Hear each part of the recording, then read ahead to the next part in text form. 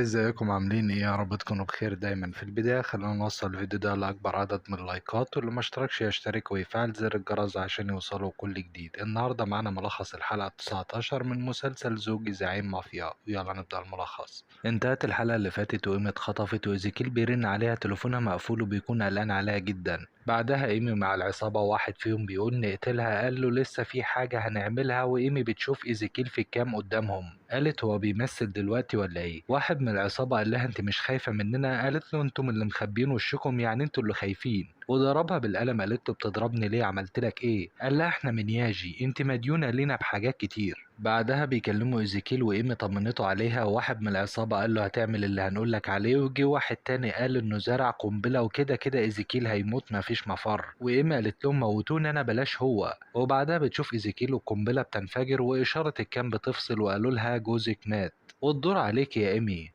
قالت لهم مستحيل يكون مات، وقامت ضربتهم واخدت مسدس منهم وقتلت افراد العصابة، وطبعا بفضل ايزيكيل اللي علمها فنون القتال. وفجأة بيظهر ايزيكيل وبنعرف انه كان عارف بالقنبلة ورجالته فصلوها قبل ما تنفجر، والفيديو اللي بتنفجر فيه ده كان جرافيك مقصود منه تضليل العصابة. وبعدها عرف مكان ايمي وراحوا لها، وايمي لما شافت ايزيكيل اغمى عليها وايزيكيل شالها. بعدها بتفوق في البيت وايزيكيل معاها، وقالت له افتكرتك مت انت عايش، وبتحضنه. وقالت له انت ازاي عايش؟ انا شفت الانفجار. قال لها مش انا، ده كله متفبرك. قالت له كين زمانه في المطعم لسه. قال لها مش هو اللي بعتلك الرسالة اصلا، في حد انتحل شخصيته عشان يخطفك. قالت له في ناس ضربتهم بالنار. قال لها كلهم ماتوا، انا اتأخرت في انقاذك، وانت دافعت عن نفسك بقتلهم.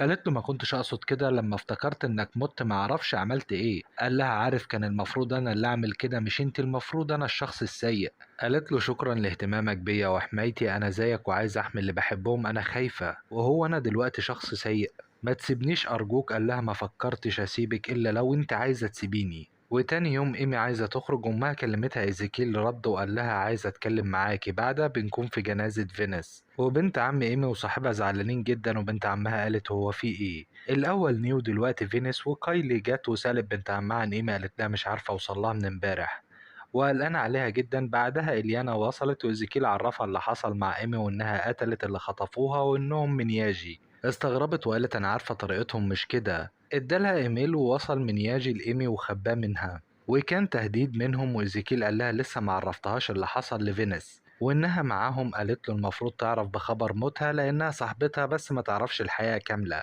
قال لها في حد بيلعب بينا. قالت له هدفهم إيمي ولا إيه؟ قال لها لا، هدفهم المشاكل تكبر بين ياجي وروزويل. قالت له لو كلامك مظبوط لازم نقضي عليهم، مين دول اللي عايزين ياخدوا السلطة؟ قال لها ياجي محتاجاكي، محتاجة الملكة تديرهم. وإيمي جت وقالت لأمها إن إيزيكيل مش عايز يخرجها. إليانا قالت لها جوزك بيحميكي، وإيمي قالت لنا هما تحالفوا مع بعض ولا إيه؟ وأمها بتعرفها إن فينيس ماتت. بعدها كايلي بتكون متوترة، وجات لها فوزية اللي هي الملاك الحارس ومعاه مسدس، وقالت لها امشي وإلا هتحصلي صاحبتك.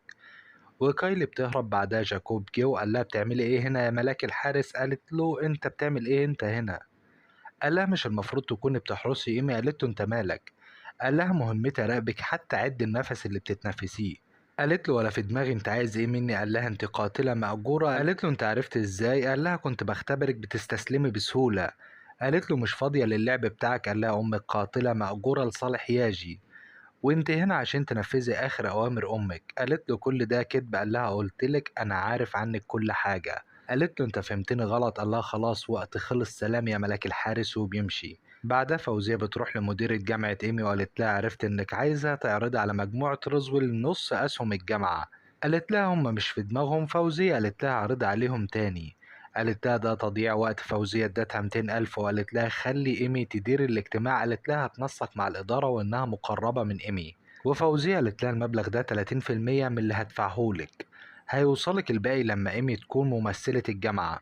بعدها ايمي بتكون حزينة عشان فينيس، وقالت لإيزيكيل مين بيعمل كده في أصحابي؟ الأول نيو دلوقتي فينيس. وإيزيكيل بيهديها وقال لها أنا آسف. قالت له بتعتذر ليه؟ هو أنت ليك علاقة باللي حصل لأصحابي؟ أنا عارفة إنك زعيم مافيا، لكن عارفة إنك ما تقدرش تعمل كده في أصحابي، مش هتقتلهم لأنك حد طيب. قال له لو كنت أنا اللي قتلت أصحابك. قالت له ده مجرد افتراض صح، مش أنت اللي تعمل كده. قال لها لازم ترتاحي، ميعاد افتتاح شركة الألعاب بتاعتك قرب، لازم تستعدي. بعدها بنكون عند تجمع عصابة ياجي، وزعيم العصابة قال في بداية جديدة للمعركة بين ياجي وعائلة روزويل، وبيكون معاه بنت اسمها سوانسي. الكل بيستغرب لما بيشوفها بيكون معاها فردين جداد إضافة للعصابة، وقالوا للبنات إيه هي الخطة. قالوا لهم هنقتل إيمي وإيزيكيل. بعدها إيزيكيل بيدي لإيمي مسدس وقال لها تحتاجيه معاكي. وفي افتتاح شركة إيمي بيوصل زعيم ياجي ومعاه سوانزي وفيونا كمان وجيرسون وصاحبه.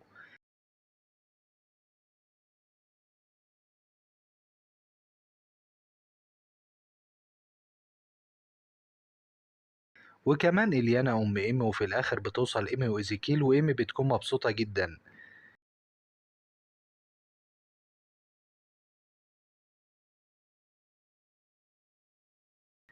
وإيزيكيل بيعرف الحضور على إيمي وإيزيكيل بيبارك لإيمي على الشركة. في نفس الوقت رجالة إيزيكيل بتبطل مفعول القنابل في المكان، وواحد منهم معاه حبيبته قال لها عايزك تطفي الأنوار خالص الساعة 8:30. قالت له العمة إليانا وظفتنا ساعدك. وجاكوب بيتابع الكاميرات. وسي بيجي وبيكون حزين عشان حبيبته فينيس. وجاكوب قال له الزعيم ما ينفعش يشوفك كده. قال له خليه يقتلني أنا كمان ونرتاح. جاكوب قال له هو عمل كده لأن حبيبتك خاينة وكانت بتخطط لقتل السيدة إيمي. كفاية تمثيل بقى وشوف شغلك. وفوزية جت لجاكوب وقالت له السيستم عندك اتهكر وكل حاجة مخترقة وسامعين كل حاجة. ودول 4 مجموعات. وشافت الشفرة بالميعاد وقالت له لازم نمشي من هنا. قال لها اهدي الوضع تحت السيطرة.